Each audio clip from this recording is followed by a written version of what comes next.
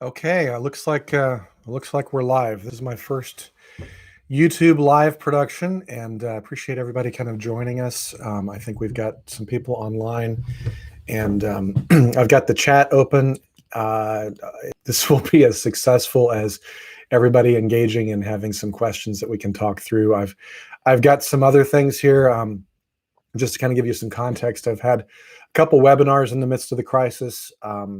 One on how to do virtual tours for education marketing, and then another one just on how to do enrollment marketing in the midst of the crisis. And so there were several questions that kind of came out of that I have kind of in my back pocket that we can kind of walk through. But I'm also going to rely on all of you as we're kind of here to be posting some things to the live chat, to just be able to, get this conversation going to what might be most helpful for you. I know that Gary has already kind of posted a couple questions here specific to using Microsoft Teams or Slack for smaller schools, and we can certainly discuss that. I know a lot of different schools are trying to use different tools to engage with their prospective students and parents and influencers, kind of depending on what type of school you are, whether you're a traditional undergrad focused right now of trying to kind of close that class for the fall, or if you have more of an online, rolling admissions for adult students or graduate students. There's all kinds of different ways to do that. And we're kind of all kind of in this together right now. There's different ways of doing that. Personally, I have found, tools like Slack or MS Teams. Personally, for Caylor Solutions, we have used a tool called Teamwork. We have found that to be very, very useful for collaboration and management of projects. That's what I think of with Teams and Slack, and sometimes is how to manage those projects. But there's also ways to also kind of have a way to be utilizing different technologies to really what you're trying to do, whether it's enrollment and you really want to get students engaged. Part of what kind of the genesis of creating this today, this live virtual office hours, was the idea of looking at what other schools were doing. Some of the bigger schools like Purdue University. My son has been accepted to the College of Engineering, and because they aren't doing tours, because they can't do on-campus visits, they are doing a virtual YouTube live every day from 11 to 1, Monday through Friday. They're doing the same type of format that I'm doing right now. They've got, a few different maybe students in the room that are talking about things, or maybe they're broadcasting it through Zoom where they can actually have people in different rooms. There's a lot of different ways to handle this, but they're just kind of living off the chat like I am and just kind of looking at the questions and being able to do that. And so I think that using a tool like Zoom to kind of engage with different audiences is a really good one. Certainly there's a lot of different ways to do live events like this. I mean, you can certainly do YouTube live like I'm doing right now, and then you can also utilize Facebook Live, and then Instagram even has live, and then there's some proprietary streams out there as well. I've got a couple different questions coming in. Would you please speak about Microsoft Teams versus Zoom? Yeah, Gary brought that up earlier. I know a lot of the different things that are going on with the way that the world is working. I tend to fall in the open source camp. I know over the course of time, there's been this whole idea of, well, do you use Microsoft or do you use open source? It's not as big a conversation as it used to be, but Zoom is kind of becoming a little bit more ubiquitous for a lot of people. To be able to click a link and open a browser and get in. There was always GoToMeetings and go to other types of platforms that people would utilize, but Zoom is becoming so familiar for so many prospective students that I tend to kind of go towards Zoom just because so many people are utilizing it. They're used to it. Microsoft Teams, sometimes I haven't personally used Microsoft Teams, but I know that because we run a virtual agency, we've tried a lot of different things, everything from Skype for Business. We've not tried Microsoft Teams, but we've done GoToMeeting and other tools. But we've really found that Zoom has been the one that's been the most stable for us. It's been the one that's been the most people don't have any problem getting onto it. It's pretty simple to utilize, and so I tend to kind of lean toward that and use that for a lot of the things that we've been doing. So I hope that answers your question, Rosa. Also, thank you for my son's congratulations. I'm glad he's watching virtual events. So we've got some folks from Purdue on there. So thanks for being on there, and thanks for the work that you guys are doing to really engage your prospective students and really inspire a lot of the other schools. A lot of the schools that I work with are smaller, much smaller than a state university like Purdue. Several of the schools that I'm seeing, lining up here with some of the questions that are checking in right now. I recognize Judy and several other ones with ABHE. These are some very small, faith-based schools, Bible colleges in a lot of places that might only have anywhere between 50 to 300 students total. And so we're looking at some really creative ways to really help them achieve what they're doing. And a lot of times I like to look at my larger clients and get the inspiration and be able to talk about, hey, these are ways that we can do it if we can just kind of trim it down and really lean into what are the most effective free tools that we can do. And YouTube Live, this right now what I'm doing is about as free as you can get. I've got a nice camera that I invested in several years ago, a Logitech camera. I also have a little, clip-on lamp here that allows me to, kind of have a little bit better lighting in my office. I think that was like $15 on Amazon. I've got this Blue Yeti mic that I've been using that's really doing a lot of things, and so it's very helpful on that. So we try to do as much as we can on a very small budget, and that's what I'm trying to teach everyone here. I've got a couple other things. The folks from Purdue, you're using Teams right now for undergraduate student recruitment, and communicating while working remotely. We also use WebEx, YouTube Live, and Skype for Business. So yeah, all kinds of tools out there. Thanks for sharing that. Rosa's saying that I teach kids robotics in person. Now it's closed. I'm working on creating the same experience online so they are not just watching me build. Do you have any suggestions? Yeah, one of the things that I've been kind of playing around with is there's several tools. One's called teachable.com. And I will tell you right now, one of the limits I found with YouTube Live, if I were to redo this again, I would do a Zoom Live and feed it into YouTube Live, because I can't share my screen. There's no ways within YouTube in their platform to share your screen while you're broadcasting live. I think Facebook allows you to do that. I'm not sure about Instagram Live, but that might be some things that before you kind of launch everything, some ways to do that. So looking at Masusis, they're doing a WebEx feed and feeding that into YouTube Live. Zoom can do the same type of thing where you can do a Zoom meeting, push that in. Doing things based on limitation is the cool challenge for robotics. Yeah, that's what I'm finding right now too, is we're trying to figure out how to do all this stuff in a very confined way that we just haven't been able to do before.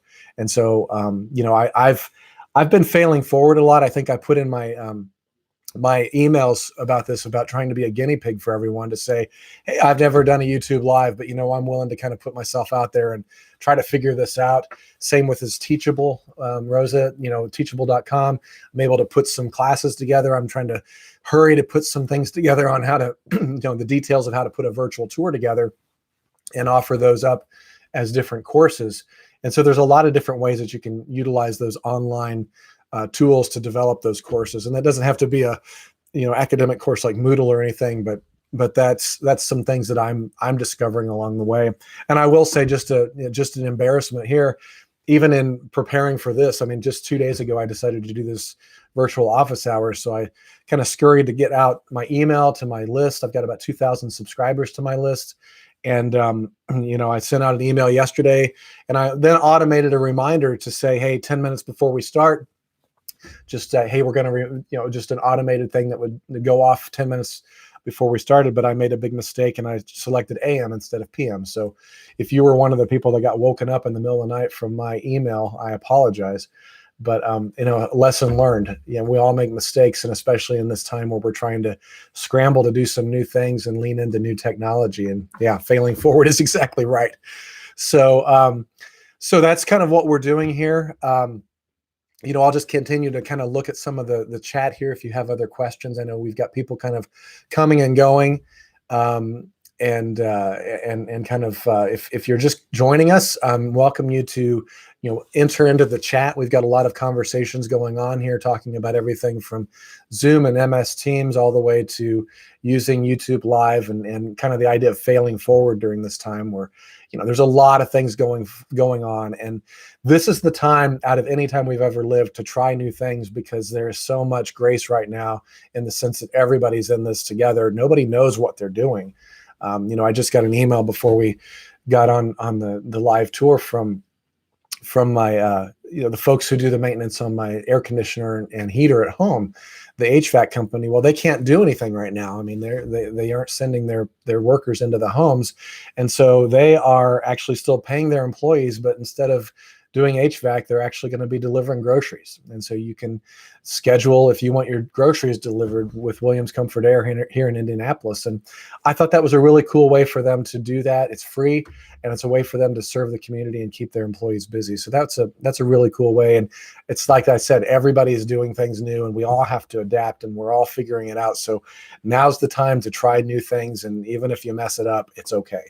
It's okay. We're all doing this together. So as we're kind of, if anybody's bringing up other thoughts that they might have, I'm just got some questions here that kind of came from the webinar that I'm going to put up some things.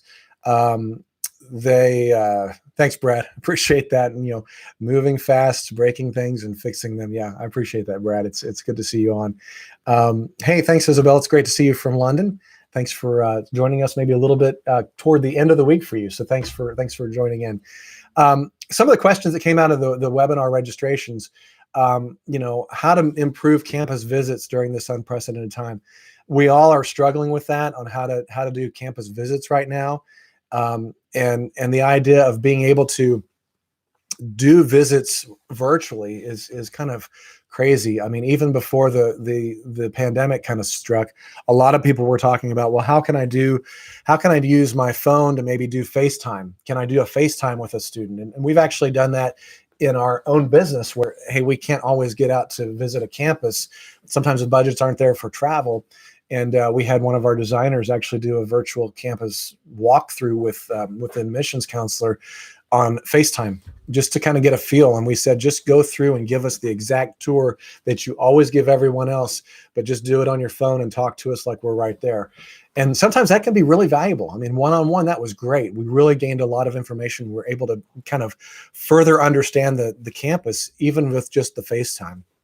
And if you haven't already, seen it, you can certainly go and sign up for the virtual campus webinar and watch that. I go through different ways of being able to do some virtual tours, and FaceTime is one of those ways.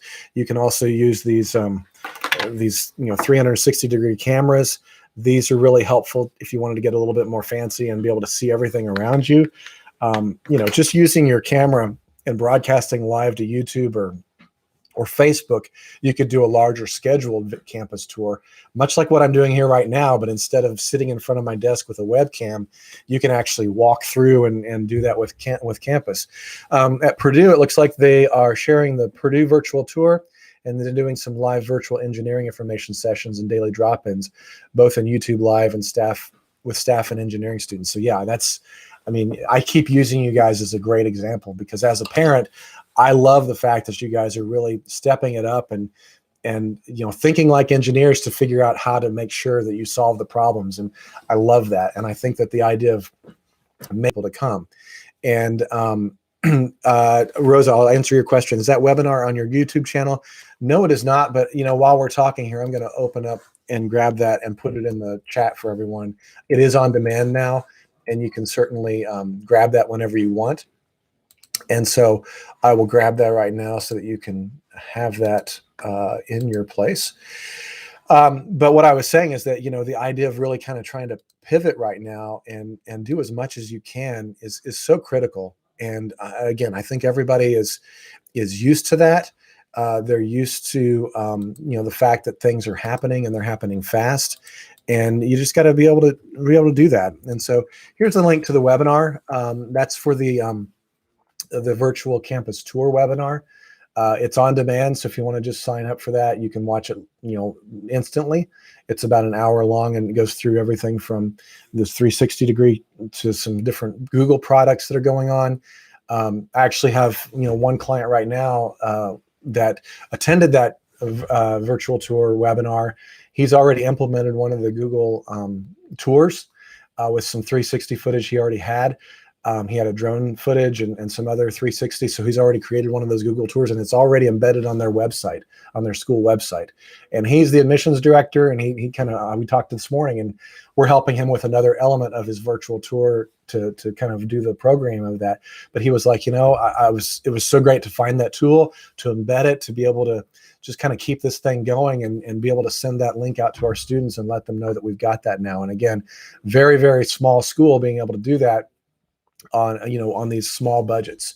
And he was talking about how he might go ahead and invest in a little bit better camera for a couple $100 on Amazon to do that. So, be sure to kind of take a look at that. We've been talking a lot about these different cameras and different items that you can use for these tours, and I also have an ebook on my website called, marketing on a shoestring budget. And so many of these things are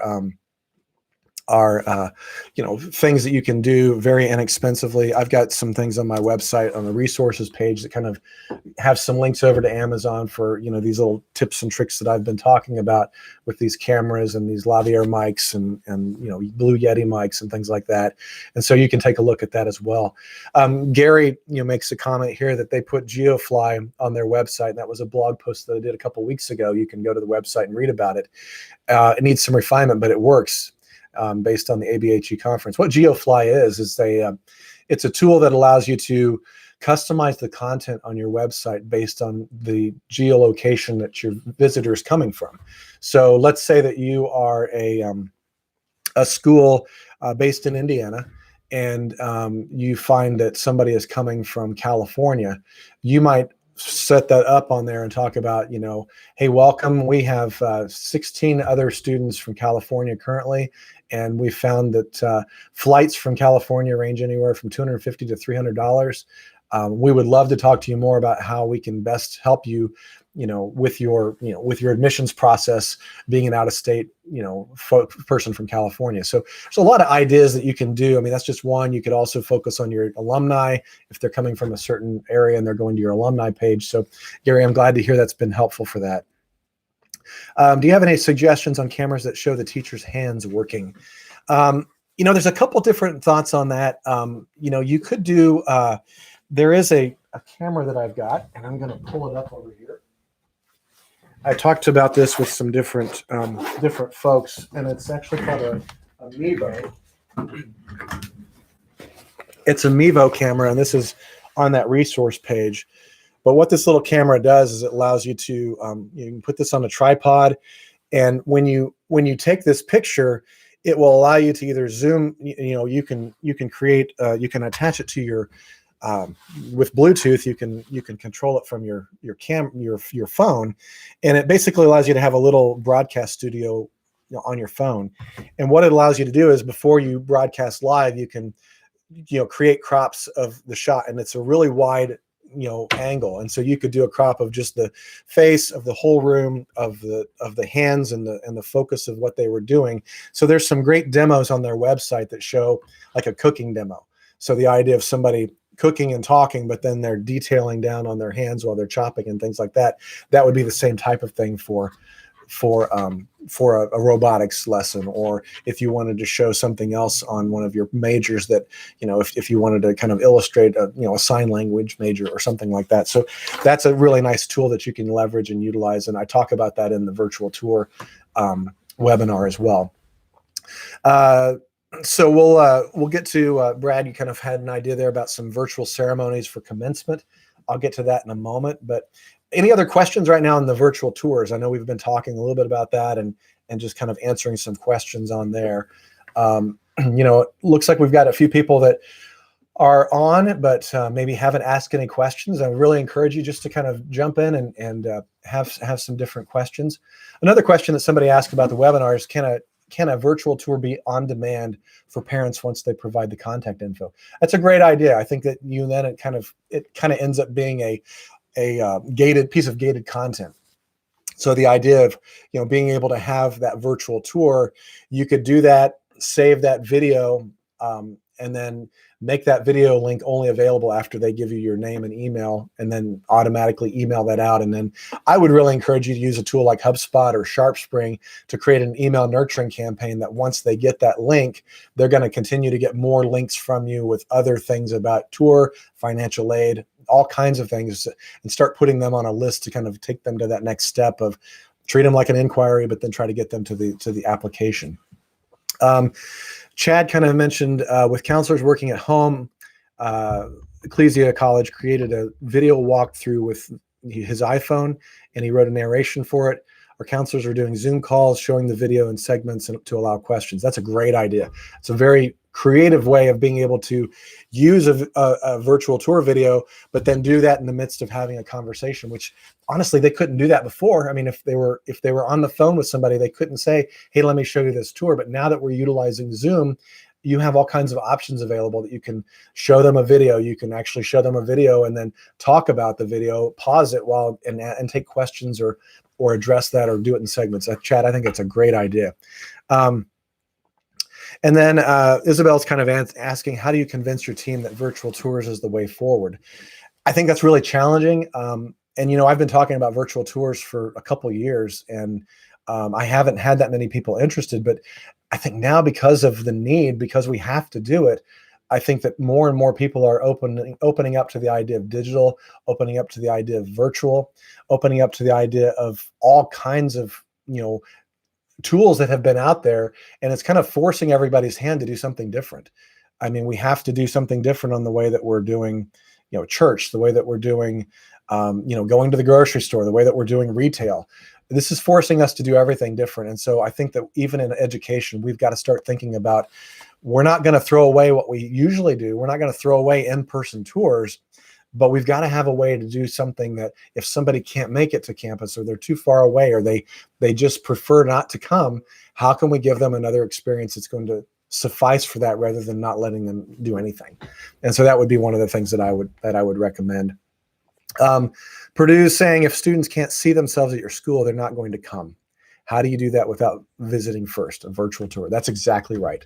I talk so many times about, when you put your website together, make sure that you have pictures and pictures and pictures of students and emotion and places that they're hanging out. One of my big pet peeves is when I go to your website, and if you have, beautiful buildings, but there are no students to be seen, it's really hard for a person being able to, do that virtual tour and see those other students in the photos and different things like that. That puts them in the whole thing there. So, great. Well, we've got a few other people, kind of step up and ask or make any comments. I love the fact that you're all kind of engaging with one another on this. This is perfect. This is kind of what I was hoping that would happen, is that we could kind of have a conversation, we could learn from each other, and we could kind of go on. I asked a question at the end of one of my webinars the other day, and I'll put it out there to all of you, and you can just kind of, comment back yes or no. But the question is would you be interested in a community, a forum that maybe Caylor Solutions sponsors and puts together, but you could log in, it would be free, and you could actually, maybe there's different areas that we talk about, virtual events, virtual tours, digital marketing, and we just have conversations where everybody could kind of, post their questions and have this type of ongoing conversation back and forth. If that's something you might be interested in, it's something I'm considering investing in, a platform to do that. Just go ahead and let me know yes or no in the comments, and I'll take that into account as I kind of consider that as something that I might want to be doing. So I'm going to go ahead and just kind of, as you're kind of thinking about that and answering on that, I'm going to kind of pull up a couple other questions. Says one school said that they're setting up a virtual tour for our school for our growing international student program. So this will be a valuable resource for our team. So yeah, I think that's a good idea. I think that international students growth could be stymied for a little bit, just with everybody's nervousness about the pandemic. But I think that anytime you think about international or even regional, I think people would really appreciate the virtual tours. So I'm getting a few feedback now. Gary would like to see that community. Preaching to the converted here, but the head of school is not into digital marketing. I can understand that, Isabella. I think that a lot of folks are not quite there yet with digital marketing. And I think that one of the challenges that we have to see is that those people need to understand that it's the same marketing. It's just a different medium. It's no longer paper, but it's just it's pixels and bytes and bits. So that's good to know. Judy says, I have parents who are asking their kids to wait to complete their applications. Any suggestions on how to approach these parents' fears? I think that if you can remove as many barriers right now as possible on the application process, maybe you waive, if you have a fee, maybe you waive that fee for this time period. I'm seeing a lot of companies that are giving away free software or waiving fees during this time. That might be one way to do that. I think another thing might be to talk about and make sure that they understand that it's an application. It's not a commitment at this time. And also just to kind of continue to alleviate the fear of the fact that there's a lot of talk right now that people are like, well, we don't know what's going to happen. And we don't know what the fall is going to be like. We don't know if people are going to actually come to school. Well, they will. They're going to be coming. And there's a lot of uncertainty right now, but we don't need to introduce uncertainty on top of uncertainty. And so I think that we just kind of continue doing your admissions process the way you've been doing it, alleviate the fears, and maybe you actually, reach out to those parents or the applications and just have a phone call or send them a video email or look at ways that you can kind of engage with them a little bit more to just be able to talk that through and alleviate those fears. Ed Smith says, yes, he'd like to be a part of that community. Yes, being a part of sharing knowledge is a great place. That'd be awesome to do. Grace to the community.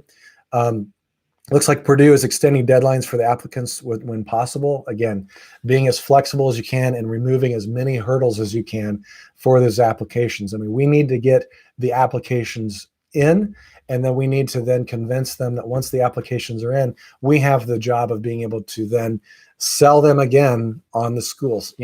So many times I think that people forget that there are multiple sales cycles in the admissions funnel. We have to sell them on inquiry. We have to sell them on application. We have to sell them on visit.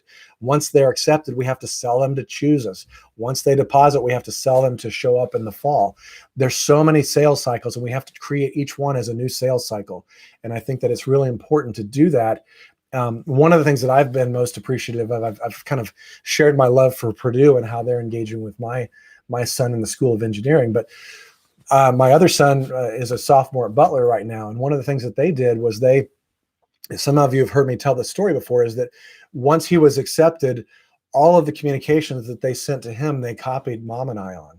And so that was a huge, huge difference because he applied to 7 schools, but we were Butler was the only one that was actually emailing Mom and I. And so every time at dinner in the evening, we'd be like, well, did you see that email from Butler about the visit day coming up? No, I didn't see that, because he wasn't checking the 150 emails he was getting from schools every day. Well, the fact that they included Mom and I on the communication flow, we became the advocates for Butler in the house, even though we really weren't the advocates necessarily. We were just like, no, hey, we saw something from Butler. Did you look at that? And then by the time he did the tour and they did a couple other things that really kind of put him over the top, he's loved his experience there. And a lot of that had to do with their smart, playbook of including us on the communication flow. So again, those are types of things that in this time, remove the barriers, get Mom and Dad involved, take away and alleviate Mom and Dad's fears, and get them on your team. Yes to community, extending deadlines.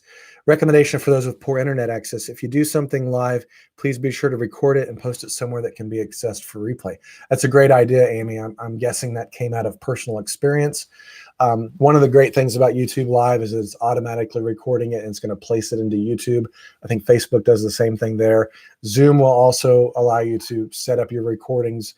You can either do it in the cloud or they'll send you a link afterwards and do it locally. But I think it's a great idea. If you're doing something live, be sure to record it, because not only you might not have the poor internet access, but those who are trying to watch it or see it might have poor internet access. I've got one school that I work with that's in Alaska, and most of their prospective college students are Native Americans, and so those villages are has very small villages and very poor internet access. They don't have broadband there, and a lot of rural communities around the world don't have that. But if you can, provide as much content as you can, whether it's in video or converting your video to transcripts, there's a lot of ways to convert content that, especially when we're getting into digital marketing. I'm a big believer that if you take a piece of content, you should be able to then convert that to about 6 or 7 different ways of then sharing that content, whether it's written through transcripts or podcast, through audio, turning it into a blog post, all kinds of ways that you can do that. So that's something to keep in mind as well. Brad says, Amy, great idea. Asynchronous communication is key for students and family. Recording it in the long form and then edited clips is helpful for future communications. Again, right. Have a piece of content and then turn it in, slice and dice it into all kinds of other pieces of content. It's a big, big part of content marketing. So I'd really, really encourage you to do that as well. Let me just kind of keep going down here. Yeah, that's great for the smaller clips. Let's see. Would you recommend adding still shots that you have with students in a virtual tour? Naturally, our building is vacant and the energy we feel is different during this time. It's going to be a concern. And do you recommend having students assist with the tour? Yeah, I do. I think that there's a great example. Grace College here in Indiana did a virtual tour a couple weeks ago. You can go to their website and take a look at it. But what they did is they actually they had some students on campus that did the tour. There weren't other students on campus, but those students walked around and did the tour and explained it. And the fact that they did multiple students doing the tour kind of helped create the feeling like there was a lot of life going on. And they really utilized a stabilizer with the camera coming in, and there was a lot of action and dynamic elements to it that I think turned it into something that felt more alive than it really was with a campus that didn't have a lot of folks on there. And you can always take those other clips, smaller clips that you've had, or small photos that you have, and maybe edit that in post-production. But those are some different ways of doing that too. Do you have a good idea on filming testimonials? Yeah, there's a couple things that I would recommend on that. There's a couple different ways that you can do it. One way you can do it is to, if you have the people in front of you. So if you're doing a testimonial of students or professors, especially once things get back to normal, you can get a tripod that has a little clip that can hold your camera on it, and that resource page has some resources for that. And then you can basically record your testimonials on your smartphone. I always make the comment that these smartphones have more video power than most broadcast studios did 10 years ago. And so you have in your pocket probably the best broadcast stuff that you can use right now. And so clip this onto a tripod, do some things where you're kind of doing some best practices where you're kind of, if you've got the screen this way, you kind of center the head over and, off to a side so it's not centered. And then utilize these little, LED lamps for some lighting, or get somebody close to a window so that you've got some decent lighting that can be on them. And then there's a lavalier mic that you can use that you can plug into the end of your head jack. And then it's usually a 20-foot long. You can clip that to the person that you're going to be interviewing. And then when you interview them, you're going to get some really nice professional quality sound. That's video is going to be, with that. And then you can use your phone in iMovie to trim it down or edit it. I had one client one time heard me talk about this at a presentation, and he went back and he didn't use the tripod. He just used the lavalier mic and went up to students around campus and just said, hey, can you tell me why you love this place? And he let them talk for about 45, 60 seconds. And then he posted all of those to Facebook, and he had more engagement on Facebook than he ever had, just because he had some testimonials of students and why they really enjoyed being there. And he took it into iMovie and placed his logo there, and iMovie can do a little animation for it. I mean, he was done in like 20 minutes, just using what was already in his pocket. So there's a lot of really good ways to be able to do that. Another way to film testimonials is, now that we're all used to Zoom, you can actually do a Zoom call and interview somebody and film that testimonial and record the video. And once you record the video, you can then have someone edit that in iMovie, or have them edit it in Camtasia or Adobe Premiere. There's all kinds of different tools, but you could edit that down and do some captions on top of it and utilize that. There's also a tool, I have not used it yet, and if you're really interested into it, I'll dig up the link and get it to you. But it's a piece of software that goes on your phone, and then you can have somebody else, distance away. Like if you wanted to have somebody in California and I'm in Indiana, they have that software on their phone.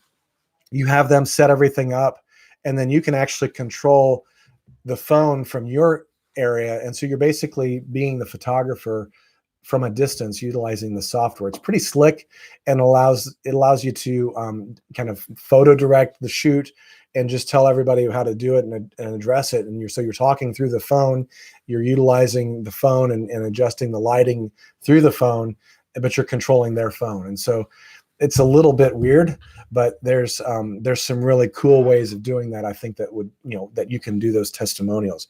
And so those Rosa, I hope those are some ways to do that. But I mean, certainly you can do DSL cameras and you can bring in a film crew, but I still think that people want to see authenticity. Prospective students would rather see more authenticity and more reality of what's going on. And there's also a link. There's a group called Wistia that does host videos, and they've done a really nice job of, do-it-yourself lighting kit. If you don't want to do one of these LED kits, they walk you through how to go to Home Depot and spend $100 and get some different things to set up a lighting kit, and they walk you through step by step of how to do it. It's a really, really good video, and if you need a link to that, you can email me directly. So besides why you love our schools, what are some other potent reasons that questions you can ask for testimonials? I would always talk about outcomes. I would talk about, so if you're talking to alumni, tell why what they did at your school affected their career, because really parents and prospective students, they want to know, how am I going to get a job when I get done with this school? What are the outcomes? They're going to want to know, what was I able to do when I was at school, and what's life like at school? They want to know that. And they want to understand from a student's perspective, what are the teachers like? How are they going to engage with me? So you want your teachers to be able to communicate, if you're small enough school, that they're mentoring, that they are, engaging with the students. And even a school like Purdue, the School of Engineering, that's still going to happen. And so you need to be able to create that and talk about that. And then I give a chance to have parents do the testimonials of why they trust your school with their student. And it might be faith-based if you're a faith-based school. It might be security-based if you're a school that is in a place that some people might perceive as dangerous. You just want to make sure that you're alleviating those issues. And one of the best ways when you're developing content, whether it's in a testimonial or even on your website or social media, there's a great book that I really love. It's called Utility, and it's by Jay Baer. And if you don't have this book, I would really encourage you to read it. It's a few years old now, but one of the big idea that I got out of this was that everybody wants to have the answers to their questions.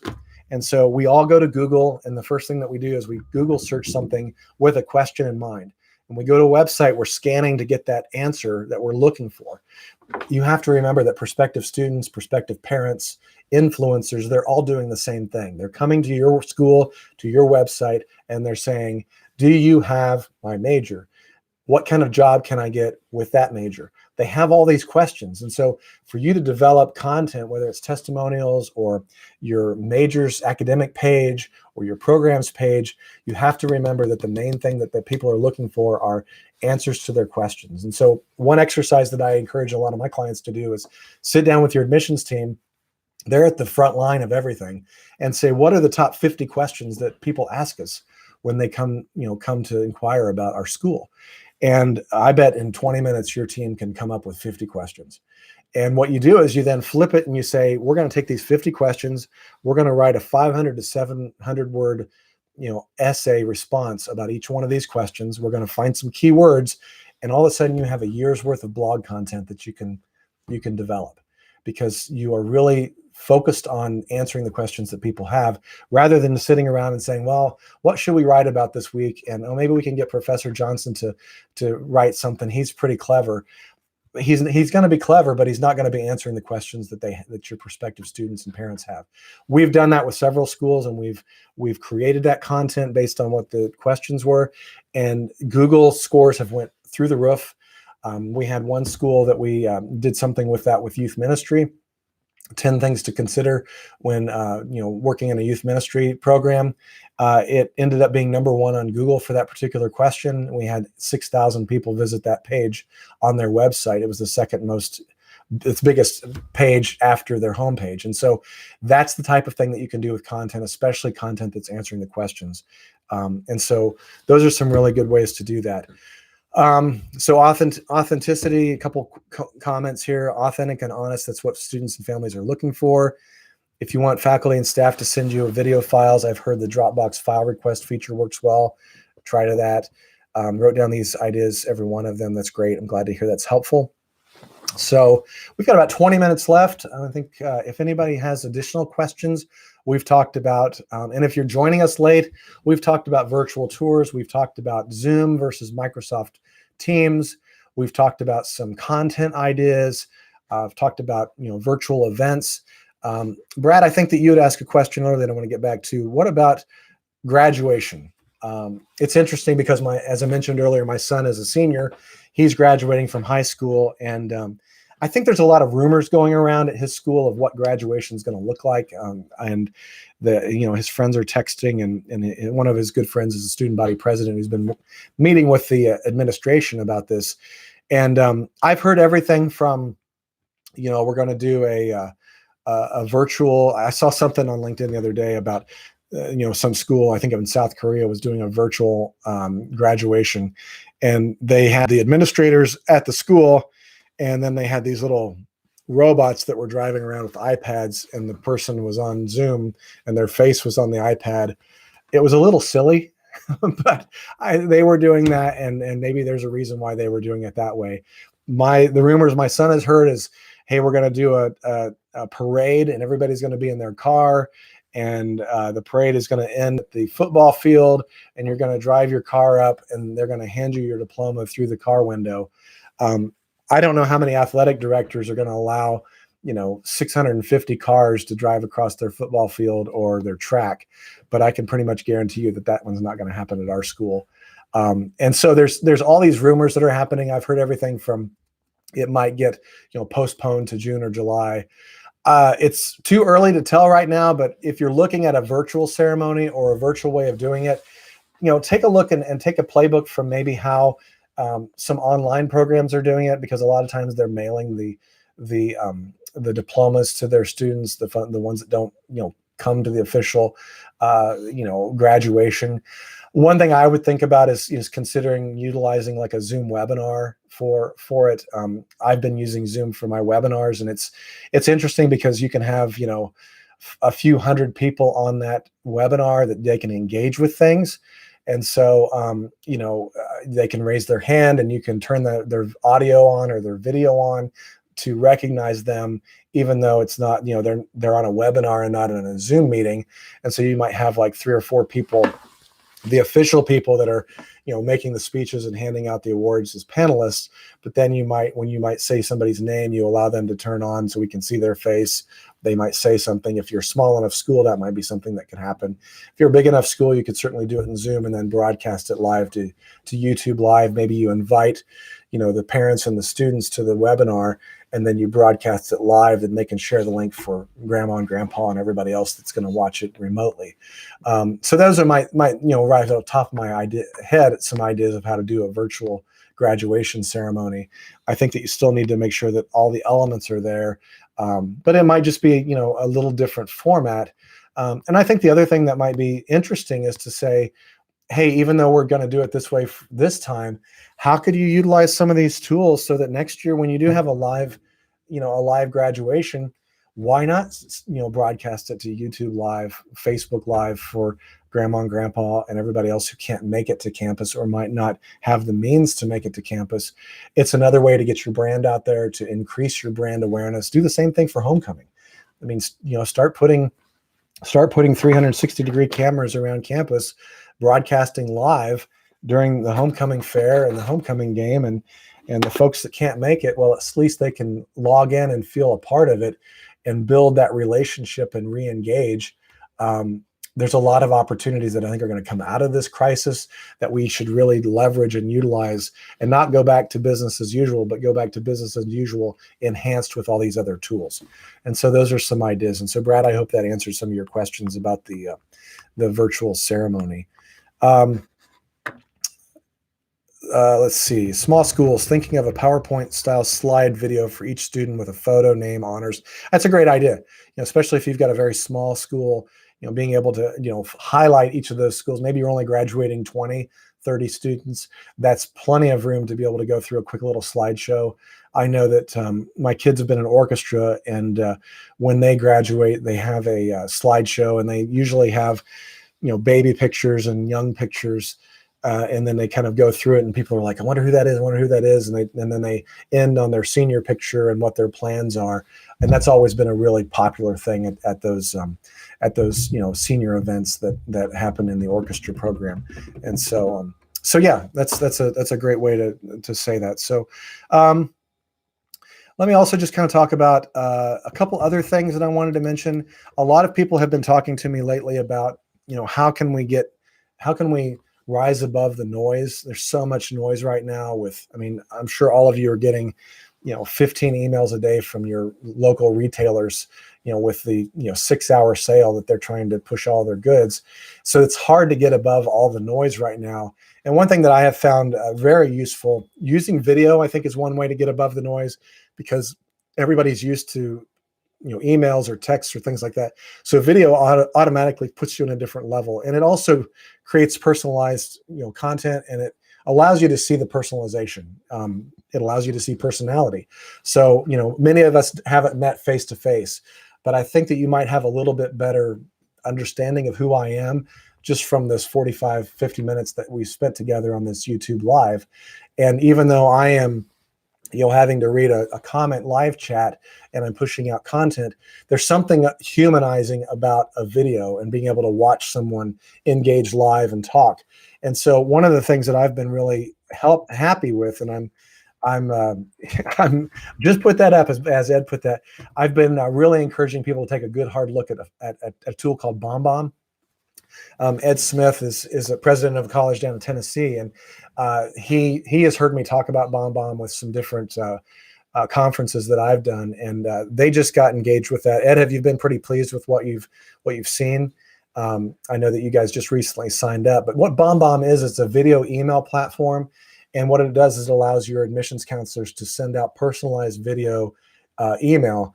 And so the idea that they can actually, personalize it, and a lot of times I'll use this whiteboard. So, I sent a message out to Steve yesterday, and so I might write a quick note, hey Steve, and then I kind of do something like that. I record my 30, 45-second video of, addressing Steve and, hey, congratulations on that, or hey, we're looking forward to getting the rest of your recommendations in for your application, or hey, I just want to let you know about some courses that we've got coming up.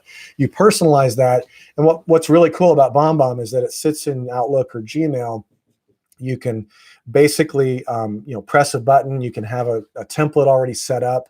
So every time somebody downloads one of my ebooks, I've got a template set up that I can just click on a button, and it says, thanks for downloading our ebook. It's already filled out with links to other things on our website. I change their name. I press the record button. I hold up my whiteboard. I do my little talk. When I click done, it automatically generates a 3-second animated GIF that drops into the email with a link over to the full video on a branded page on BombBomb for Caylor Solutions or your school. And once you hit go, they get that, and then you can track whether they opened it or if they watched the video, if they shared it. It's a really, really cool tool. And for as cheap as it is, it's like $500 a year for one seat. If you've got several people, they've got, discounts on larger groups. But the idea is that your admissions counselors could send out, I had a conference one time that I was sending out, BombBomb videos, personalized videos to people I wanted to talk to at the conference. And I sent out 40 videos in an hour and a half. And out of the 40 videos, I think 30 people called me back, emailed me back and said, yes, let's get together and sit down at this conference. And this was a cold call, but they recognized the personalization. They felt comfortable with my personality through the video, and it opened up an opportunity to talk a little bit more. And the other thing that's interesting about that conference is I sat down at a table during one of the dinners, and one of the folks that I was dining with, she looked over at me, and we had never met. She had received one of my videos, but didn't realize that. She said, Bart, didn't we work together several years ago at such and such school? And I'm like, no. And she's like, oh, I feel like I know you. We did something together. And I said, no, I actually just sent you a video last week. And that's the power of that personalization, is that they feel that they can trust you. They feel like they know you, and that would be incredibly useful for your prospective students. So that's something that I would really encourage you to take a look at. And if you are interested, that link, it will help get you into the system, and it will also kind of alert them that you're somebody that knows me, and there's some different free trials and things that you can do on that. So Ed, I'm glad to hear that you guys are loving that. Rosa's saying that they love BombBomb too, using it frequently. Ed says they've obtained a couple of local celebrities to help us record a 90-second promo for us. That's awesome. They just signed up. Those who have it, would you have any tips? So if you have any tips for Judy, you can certainly do that. And they are offering special deals for some educators. The code, the link that I put in there, Judy, you can grab that.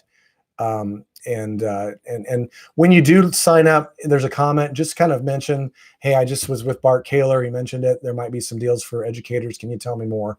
And that's going to go to Alex, who's my guy there at BombBomb, and he will help you with that. And Judy, if you have more questions, you can contact me directly. It's interesting, Ed, that you mentioned something about the local celebrities, and I'm going to just kind of mention this shortly. There's a new website. It's called Cameo, CAMEO.com, and I've got a blog post coming out on Monday about this. It's a really interesting tool. It's based on your phone, and you've got all these celebrities are on there that you can hire to do a shout out for happy birthday or happy anniversary. But one of the ideas I've had is that if you've got a student, or maybe you've got a student athlete that you're excited about recruiting, or maybe you've got a donor who just made a really big gift, and you want to do a special thank you for them. What Cameo does is it allows you to hire these celebrities. And so as an example, I hired Richard Karn, who was Al from Home Improvement. I had him do a shout out about my ABHE webinar, back in February. And so basically what it does is I sign up for Richard Karn. I think it cost me $45. I pay that. I type out what I'm looking for, and basically what I want him to say, the gist of what I want him to say. And then within 3 hours, he sent me a video back that I was able to then download and use on my social profiles and all kinds of things. And so he just went on for a minute and a half, making some jokes about, ABHE, and ABHE. Instead of calling it ABHE, he was, saying, well, you ought to call it the ABHEs, and make it a big award ceremony. And it was just a fun thing that he did. But the idea is that, Brett Favre is on there. And so let's say that your donor is a big lifelong Green Bay Packers fan. What a great opportunity to have Brett Favre say, thank you so much for the naming gift. I know that XYZ University is going to be so excited to have your name on the football field in the football stadium, and they wanted me to personally thank you for that. And I just want to let you know that means a lot to me, and it means a lot to the school. I mean, that is just a great opportunity, a way to leverage different celebrities. I mean, there's everybody from Dick Van Dyke to NBA stars to hockey stars to TV celebrities and different folks like that. So check that out. I mean, it's not a perfect fit for everything, but Ed, you just kind of reminded me that I think that you might even have some local celebrities or even favorite professors that could do the same type of thing utilizing BombBomb. So I think that's a great thing to do. So I've got about 5 more minutes, so I want to open it up if there's any other questions, any other feedback. My plan was to do this every week at 1 o'clock on Fridays, at least for the short term during this crisis. But I guess I would open it up and be as critical as you want. Let me know what you think. Is this worthwhile? Is this something that you think would be helpful for us going forward? Do you think other people might find this helpful? I'd love to get your feedback in the chat if this is something that you have found useful. Or if you're like, you know what, this was okay, but I could see it maybe once a month. I don't think it's useful for every week because, quite frankly, Bart, you struggled to fill up an hour of conversation. That's okay. Just let me know what you're thinking. And so I would really appreciate any feedback that you have there. Brad says, thanks so much for doing this, Bart. Great insight, great feedback. I'm glad. That was my goal, was to be able to provide some thoughts and some direction on that. Gary, thanks. Keep it up. Appreciate that. And, you know, I really appreciate everybody being on here, coming with some questions. If you are interested in keeping this up and wanting to do more, think about those questions over the week. You can either email me or you can actually bring those questions next week and we can kind of continue to talk about that. Rosa, appreciate your comment there. I love doing this. I love coming up with creative ideas. And so this was an outlet to be able to do that. So again, if there are more things that you want to talk about, more things that you want to engage with, let me know. And then if you haven't already, be sure to subscribe to my email newsletter. Thanks, Ed. I'll be sure to do it again. And subscribe to my email newsletter. You'll be getting a weekly email newsletter that has our latest blog posts, as well as a lot of curated content that I find that's useful for education marketing. Judy, yes, I appreciate being able to have this encouragement on a weekly basis. We'll do that. And I'll also kind of look at that online community that we can plug in as well. So thanks, Isabel. Appreciate that. And so with that, I will sign off. I really appreciate you guys joining us on this very first virtual office hours. And I think I'm going to keep this up. And so leave some comments on the YouTube page too. I'd appreciate that, as people might be following up later and going on from that. So we will talk soon. And I'm going to leave it going for a few more minutes. Just to say, for the next call, should we be discounting our tuitions? You know what? I am going to maybe consider pulling some other folks into my next call, into that Zoom way, and we'll broadcast live. And then you can maybe ask questions to not only me, but maybe some other experts. I've got a couple of people that I've been thinking about. So that reminds me of that, Rosa. And so maybe next week I'll pull in some people that are a little bit more focused on that type of question rather than marketing. So you guys have a great Easter and a great week, and we will talk soon. Thanks.